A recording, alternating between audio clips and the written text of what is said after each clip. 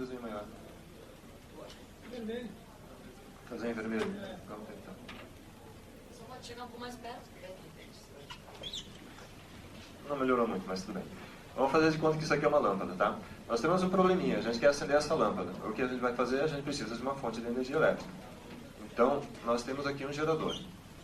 Esse gerador, do nosso ponto de vista, pode ser uma tomada, uma hidrelétrica, qualquer coisa. Não interessa muito o que, tá? Como a gente vai ligar isso? 2 fios. Um fio entrando na lâmpada e outro aqui. A gente vai ter corrente. Se isso aqui fosse corrente contínua, a gente teria um positivo e um negativo, tá? Então, você vai ter uma corrente que vai circular pelo circuito. Quando essa corrente passa pelo filamento da lâmpada, aquece o filamento. E como se você aquecer muito um pedaço de metal, ele vai emitir luz. É o mesmo princípio, é a mesma história, tá? Bom, só que agora a gente tem mais uma coisinha que nós queremos fazer. A gente quer ter algum controle dessa lâmpada. Nós queremos ligá-la e desligá-la. Como é que a gente faz? Com uma chave. Então, considera que isso aqui é uma chave. Eu posso ligá-la e posso desligá-la. Já melhorou. Já consigo ter algum controle da lâmpada. Agora eu quero dimerizar a lâmpada. A coisa começa a complicar. A gente precisa...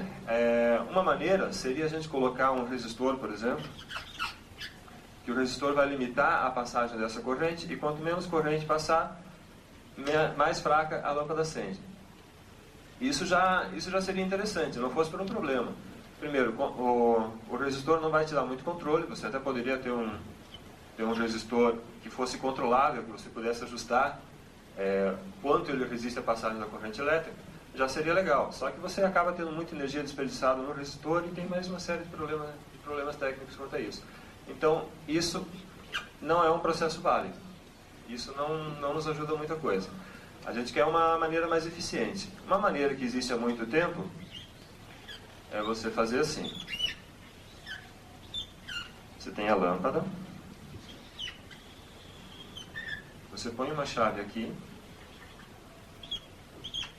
Só que essa chave vai ligar e desligar muito rapidamente. Quão rápido? No nosso caso, 120 vezes por segundo. Isso aproveita uma propriedade da própria rede elétrica, que a gente não vai entrar em detalhes, e aproveita uma outra propriedade, que o nosso olho não é tão rápido assim. Primeiro que ele não vai conseguir ver a lâmpada piscando 120 vezes por segundo. Ele vai considerar a média do tempo em que a lâmpada permaneceu ligada. Então, isso já é uma coisa interessante. Outra coisa interessante, o filamento da lâmpada, ele leva um certo tempo para esquentar e para esfriar. Então, como esse tempo costuma ser um pouco longo, quanto maior a potência da lâmpada, falando apenas de lâmpada incandescente, tá?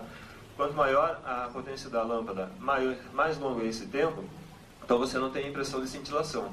Você vai ver a lâmpada acendendo mais fraquinha ou mais forte.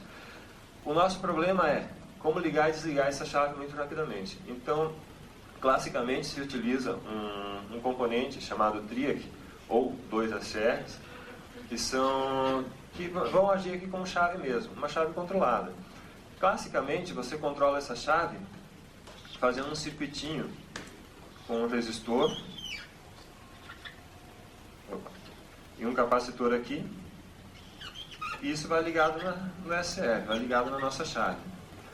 Então, tem um funcionamento todo específico aqui, bem legal, mas o que interessa a gente saber é que esse resistor, quanto menor o valor dele, quanto menor a resistência, mais rápido o capacitor carrega, durante mais tempo a lâmpada vai ficar acesa. Explicar isso ia levar um certo tempo, então não vamos entrar muito nesse detalhe. No caso de um dimmer analógico, o que se faz é ter algum controle desse resistor. Então, o nosso resistor agora ele é ajustável. Seria o mesmo caso de vocês irem num hotel, e no hotel tem aquele, ou no quarto de vocês talvez tenha, você tem um dimmerizador, você tem um dimmer. Dimmer, traduzindo para bom português, seria atenuador. Ele atenua a luminosidade, ou seja, ele diminui a luminosidade entre o teu máximo possível e o mínimo, o zero, se for o caso, tá?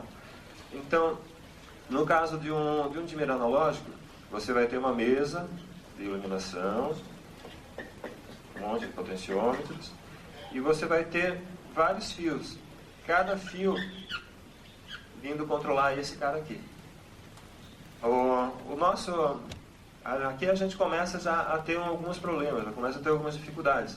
Uma que como você vai ter um fio muito longo e passando um sinal analógico, você tem um problema de ruído. Esse ruído pode te incomodar bastante em algumas situações, principalmente se o cabo for muito longo. Outro caso, como você vai estar controlando vários canais, às vezes você pode chegar a ter 100 canais analógicos ou mesmo muito mais,